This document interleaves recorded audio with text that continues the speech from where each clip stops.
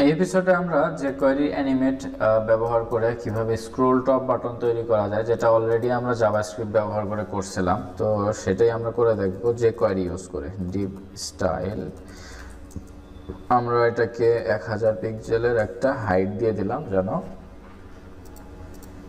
ওকে এটা স্ক্রোল করা যায়। তো এখন ফার্স্ট অফ অল যেহেতু আমরা যে কোয়েরি শেখার পরে জাভাস্ক্রিপ্ট আসলে আমরা খুব একটা ব্যবহার করব না, কারণ যে কোয়েরি দিয়ে ম্যাক্সিমাম কাজগুলো খুব ইজিলি করা যায়। তো যার কারণে আমরা সবসময় চেষ্টা করব যে কোয়েরি দিয়েই করার, কারণ এটা ইজিলি এবং খুব অল্প সময়ের মধ্যে আমরা এটা করে ফেলতে পারবো। ওকে, দেখেন প্রথম অবস্থায় আমাদের একটা বাটন নিতে হবে। তো এই বাটনটাকে আমরা হিসাব করে নেই, স্ক্রোল করে দিলাম, স্ক্রোল নাম দিয়ে দিলাম এবং এইখানে আমরা btn যে ক্লাস, আচ্ছা এটা তো main.js ফাইল, css এর ভিতরে আমরা এই btn এর যে ক্লাসটা সেটা নিয়ে নিচ্ছি। ওকে, তো এই বাটনটাকে যখন আমরা ডিজাইন করব, ফার্স্ট অফ অল এই বাটনটাকে আমরা পজিশন করে দিলাম, ফিক্সড করতে হবে, আসলে বেসিক্যালি উইন্ডোর মধ্যেই ফিক্সড হবে, এবং রাইট থেকে আমরা 20 পিক্সেল এবং টপ থেকে না বটম থেকে আমরা এটাকে 20 বা 30 পিক্সেল আমরা এখানে দিতে পারি। এরপরে ব্যাকগ্রাউন্ডে আমরা একটা কালার দিলাম, suppose green colour, white, padding 8 pixel. এগুলো অলরেডি আমরা জানি আসলে কিভাবে সিএসএস দিয়ে কাজ করতে হয়। তো দেখেন এটা হচ্ছে আমাদের স্ক্রল বাটন। তো এখানে আমরা কি করতে পারি, কার্সর পয়েন্টার দিতে পারি, ওকে, এবং বর্ডারটা উঠিয়ে দিতে পারি। ওকে, তো এই হচ্ছে সিএসএস। এবং আমাদের এখন যেটা করা লাগবে সেটা হচ্ছে যে এখানে ক্লিক করা হলে এটাকে অ্যানিমেট করতে হবে যে কোয়েরি ব্যবহার করে। সেটা আমরা কিভাবে করব দেখেন। ফার্স্ট অফ অল আমরা এখানে যেটা ধরবো সেটা হচ্ছে যে এই বিটিএন, এইখানে অন ক্লিক করা হলে একটা ফাংশন হবে, সরাসরি ফাংশন লিখে দিলাম, ফাংশনের নাম না লিখেই। ওকে, তো সরাসরি ফাংশন এখানে লিখে দিলাম। এখন অন ক্লিক করা হলে আসলে স্ক্রোল হয়ে যাবে। এখানে স্ক্রোলটা হবে কে, এখন মনে করেন যে বডিটা স্ক্রোল হয়ে যাবে, তাই না? তো বডিটা স্ক্রোল হবে আসলে কিভাবে? তো আমরা তো চাইলেই আসলে বডির বা স্ক্রোল এই ধরনের এই টাইপের কিছু ফাংশন খুব একটা নাই আমাদের এখানে যে কোয়েরিতে। আমাদের ওগুলা কিন্তু যদি করতে চাই তো কাস্টমলি বানায় নিতে হবে। তো এক্স্যাক্টলি আমরা সেম জিনিসটাই করতেছি অ্যানিমেট ফাংশনের মাধ্যমে। দেখেন কীরকম আমরা এটা কি করতে পারি, আমরা বডিকে ধরতে পারি, অথবা বডি অথবা উইন্ডোকে আমরা ধরতে পারি। তো এই যে ফুল বডি যেটা আছে, ফুল বডিটা কি হবে, অ্যানিমেট হয়ে যাবে। ঠিক আছে, ফুল বডিটা অ্যানিমেট হয়ে যাবে। এখানে অ্যানিমেট হয়ে আসলে কি হবে, বডিতে অ্যানিমেট হয়ে আমরা হচ্ছে যেটা করতে পারি সেটা হচ্ছে যে স্ক্রোল টপ নামে একটা ইভেন্ট যেটা আছে আর কি। স্ক্রোল টপ আমরা দেখছি যখন উইন্ডো যখন স্ক্রোল হয়, একটা স্ক্রোল টপ নামে একটা ফাংশন থাকে কিন্তু, যেটা আসলে কতটুকু স্ক্রোল হয়েছে সেটা কিন্তু এখানে বোঝা যায়। ঠিক আছে, মানে করা যায়। আমরা এটা কিন্তু অলরেডি দেখছি যখন আমরা স্ক্রোল করছি আর কি। ওকে, তো এটা আমরা দেখবো, সমস্যা নেই। এটা জাস্ট আমরা স্ক্রোল টপকে যদি 0 করে দিই, তাহলে এখানে যদি আমরা ক্লিক করি, দেখেন এখানে নিচের দিকে আসলাম এবং এখানে যদি আমরা ক্লিক করি, আচ্ছা এটা স্ক্রোল হচ্ছে না, মানে স্ক্রোল টপ 0 হচ্ছে না। এটার কারণ কি, জাস্ট বডিতে আমরা স্ক্রোল টপ দিচ্ছি। তো এখন যদি আমরা সরাসরিভাবে HTML পুরো ফুল HTMLটাকে যদি আমরা করে ফেলি, যে স্ক্রোল টপ করে ফেলি,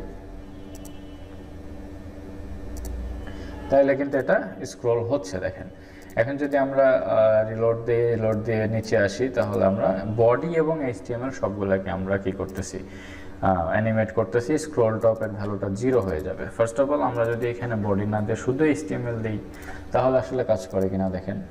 তো স্ক্রোল করে নিচে আসলাম এবং ক্লিক করলাম, দেখতে পাচ্ছেন এটা কিন্তু কাজ করতেছে না। তার মানে আমাদের কি লাগবে, দুইটাই। সাপোজ এখানে HTML, ঠিকই আছে।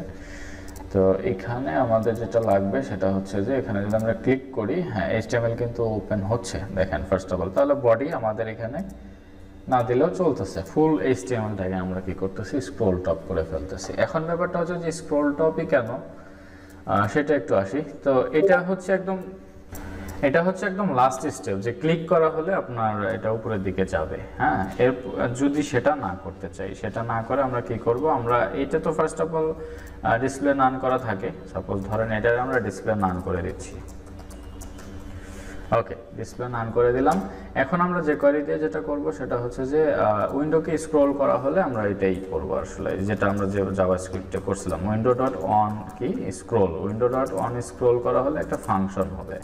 তো এই ফাংশনটা কি হবে, এই ফাংশনটা এই যে দেখেন, এখন আমরা যদি একটা ভ্যারিয়েবল বা ভ্যারিয়েবলের মধ্যে স্ক্রল বারের পজিশনটা যদি ঠিক করি, মানে কতটুকু স্ক্রল বার হইলো, তো স্ক্রল বার পজিশন যদি আমরা দেই, okay, scroll bar position equal to আমরা কি করতে পারি, এটাকে ধরতে পারি কিভাবে, দেখেন উইন্ডোজ হচ্ছে দিস, তাই না, আমরা দিস মানেই তো উইন্ডো, যেহেতু উইন্ডোকে স্ক্রল করা হচ্ছে, এইখানে স্ক্রোল টপ নামে একটা ফাংশন আছে। তো এই ফাংশনের মধ্যে আসলে কি হয়, এই ফাংশনের মধ্যে আসলে আমাদের কতটুকু স্ক্রোল হয়ে আসতেছে সেটা মানে ধরা যায় আর কি, এটার মধ্যেই আছে আসলে ওইটা। তো দেখেন আমরা যদি স্ক্রোল বার পজিশনটাকে আমরা কনসোল করি তাহলে আমরা বুঝতে পারবো। তো এখানে যদি আমরা রিলোড দেই এবং এখানে যদি আমরা নিচে আসি, দেখেন আমাদের নিচের এই কনসোলে কিন্তু এই ভ্যালুটা বাড়তেছে। তো এই ভ্যালুটা এখানে বাড়তেছে, তো তার মানে হচ্ছে এইটার মধ্যেই আসলে এই স্ক্রোল টপের মধ্যেই আসলে কি আছে, আমাদের স্ক্রোল বারের পজিশনটা আছে। তো এখন দেখেন ব্যাপারটা হচ্ছে যে এটা আমরা কি করব, যে যদি আপনার স্ক্রোল বার পজিশনটা 200 পিক্সেলের বেশি হয়ে যায় তাহলে কি হবে, তাহলে আমাদের এই যে বাটন যেটা আছে, হ্যাঁ বাটন, সেটা হচ্ছে মনে করেন কি হবে, এটা ফেড